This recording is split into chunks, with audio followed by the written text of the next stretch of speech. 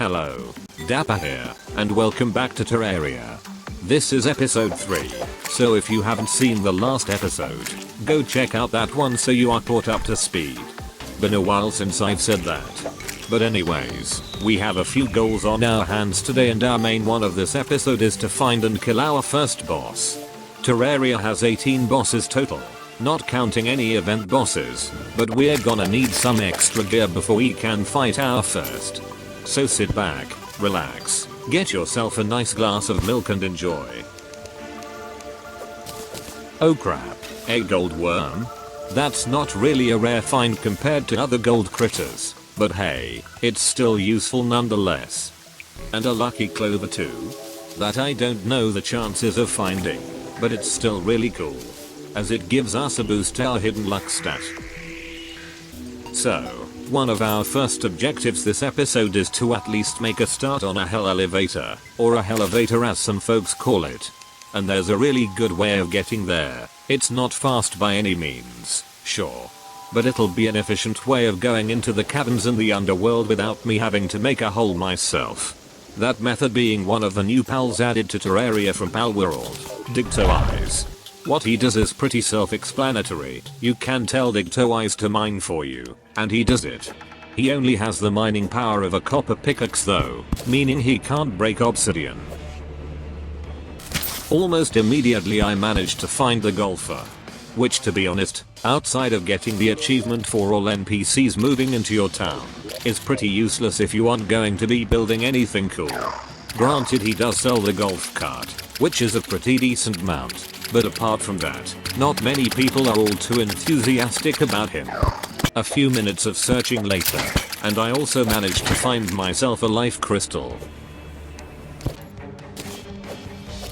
Honestly, scarab bombs are really underutilized in this game by most players. The ability to instantly create a tunnel with a single bomb rather than multiple bombs is incredibly useful, and has really helped me navigate the desert caves without dying a lot easier. Oh sweet, a coin portal in a pot. That's 15 free gold coins without me having to kill a powerful enemy or boss.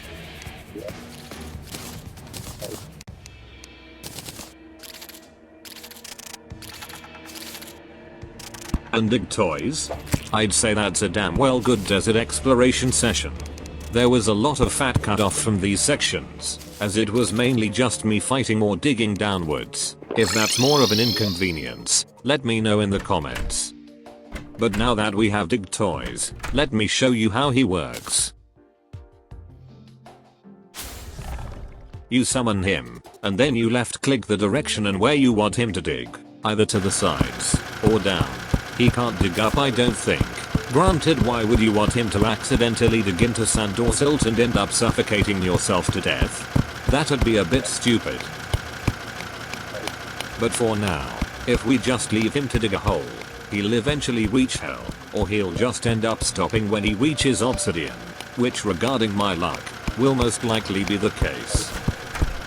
Whilst he digs however, I'm going to build some more NPC houses, and for my next build, I'm going to build a mini fortress, similar to the ones from the 2D Mario games. Not only do I want to beat the bosses, I also want to try and improve my skills as a builder. Granted, I ain't not Fox, I won't be able to build a penis storage silo that looks as nice as his, but hey, he's only done 2 episodes, so we both have wins over each other.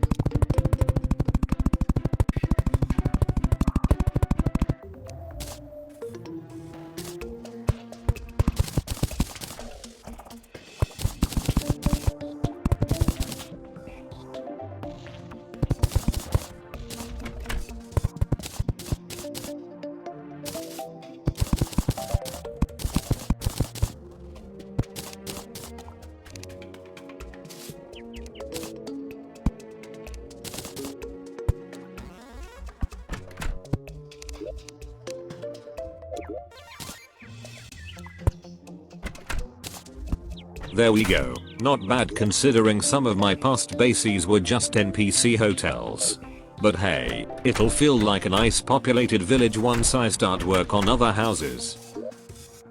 Speaking of which, I want to build something nice atop the hole that Dig Toys has kindly been making for us. A nice little entrance to the elevator to give it some life instead of it being just a giant pit in the middle of my town.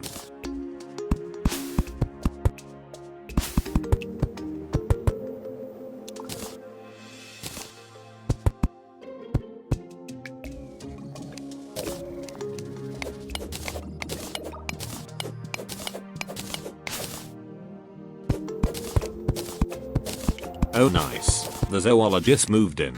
Back in 1.4.4, if you wanted to get a whip without having to go to the jungle, you'd have to find animals and mobs for your bestiary, which is this game's version of a Pokédex. Something to give you advice all orted bits about mobs and such. You'd have to get about 10% of it filled for her to move in, so you could buy the leather whip. Thankfully, since 1.4.5 came out, the cob whip took the spot as the pre-boss whip, and the leather whip is now more of a novelty item if anything. It could be a nod to Castlevania, although the legitimacy of it, I'm not sure. There we go, my elevator entrance is built, and it looks really nice to be honest. I'd say I've gotten pretty good at building these past few episodes. Now that I've finished putting away all of my crap, I'm gonna check on the progress Dig Toys has made. Chances are he's hit obsidian and stopped. But hey, we might as well go and find out.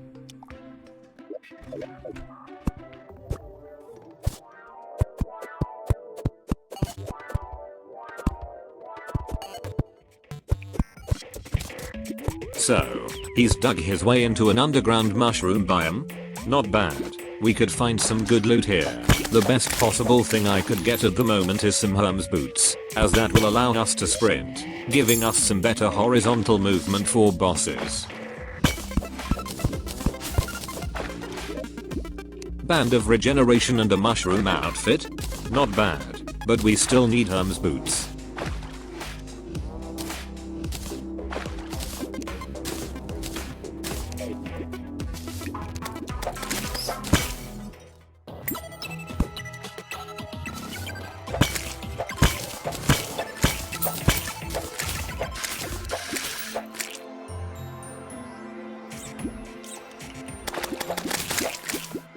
Well, speak of the devil, we actually found some. Awesome. That means we can finally have better horizontal movement for pre-boss.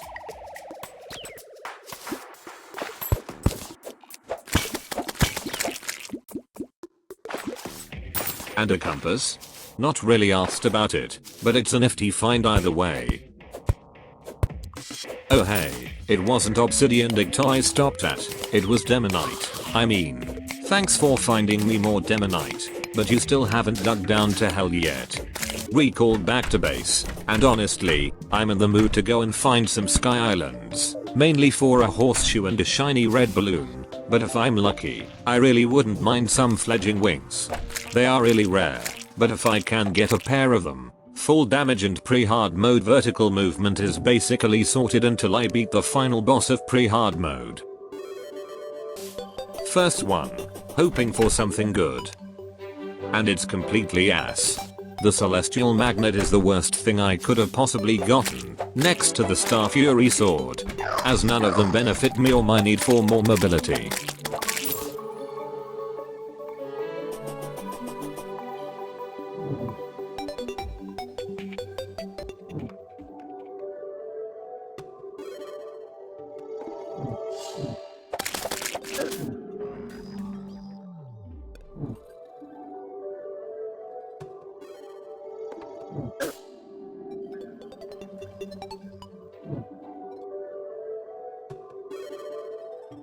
Honestly, it's disgusting how much the corruption on this side of the world is so large.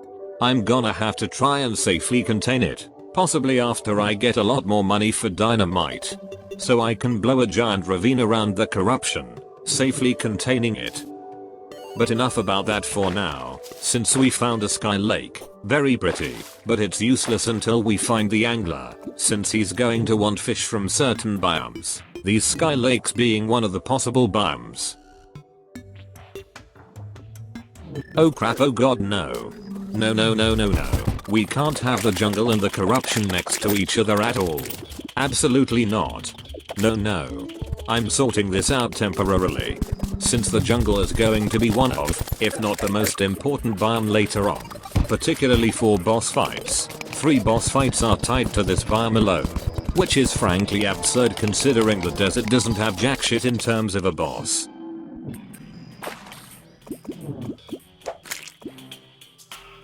Phew, glad I could sort that out for now. Granted, what I did was probably pointless in the grand scheme until we get more dynamite. But it's a fix, and it eases my worries. Back to looking for more sky islands.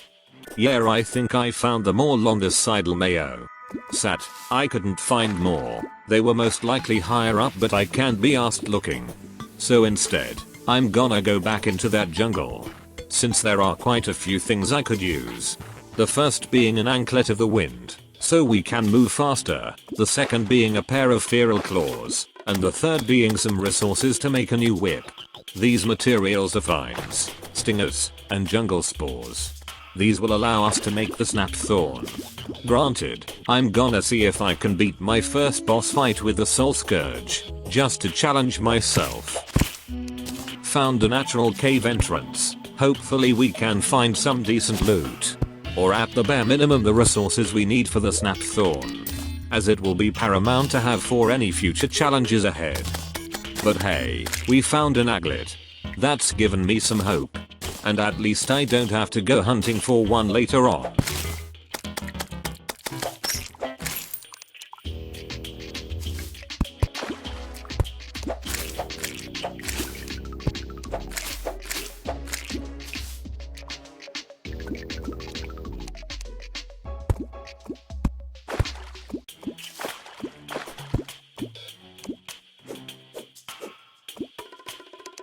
Oh crap. That was a giant beehive. One of the bosses resides inside that thing. A boss I am nowhere near ready to fight with just the soul scourge and my Flinxes. They do way too little to compare to it. Which sucks, sure. But at least I'm playing it safe. So anyhow, I decided to light it up with some torches. A beehive this close to the surface will help out tremendously in the near future, as the boss gives resources perfect for summoners. To give a rather quick summary of what occurred in the jungle. I looted chests, none of which contained the 2 items I was after. I killed multiple enemies for vines and stingers. And I collected any jungle spores I came across. All of it collapsing in on me when I got blown up by a trap chest, which is perfectly peachy. I'll go retrieve my money, and then I'll be back with you in a tick. So, to make a long story short, I retrieved my money, sure. But then I immediately died to a skeleton soon after. And all of the coins I dropped ended up in lava. Which, to be quite frank, is very annoying. But hey, no use crying over spilled milk. It's about time we get round to building a proper arena for this boss.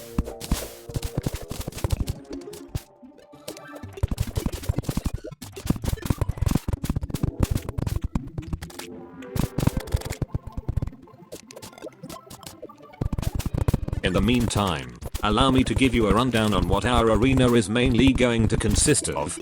First off, we're going to have 2 rows of platforms. This is so we have not only some room to run around and attack, but also to grapple onto for extra mobility. We are also going to have a few buff stations on our arena. The only 2 notable ones we have at the moment are campfires and heart lanterns, both relatively simple to make, with both providing a minor healing buff.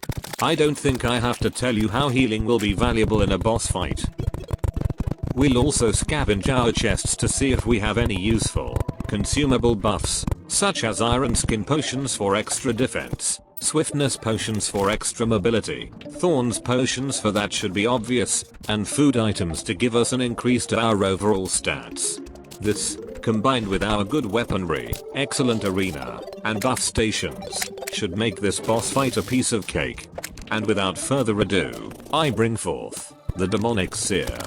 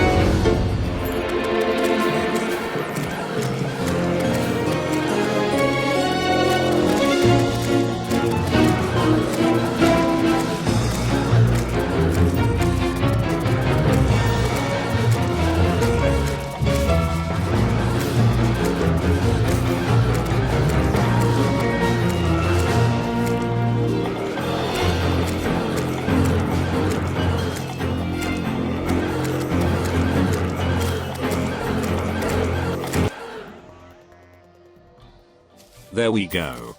We successfully defeated the Eye of Cthulhu. And from its treasure bag, we get a lot of demonite, its mask, corrupt seeds, as well as the shield of Cthulhu, an accessory granting us access to Dash. And since we defeated it, I will allow myself the privilege of making the Snapped Thorn, an upgrade to the Soul Scourge, and the weapon I will be using against the next boss, whoever that might be. So, thank you so much for watching. Don't forget to like and subscribe for more videos like this. Have a good one for me, pal. Oh, and as for the other two accessories I wanted, I'll just find them off camera.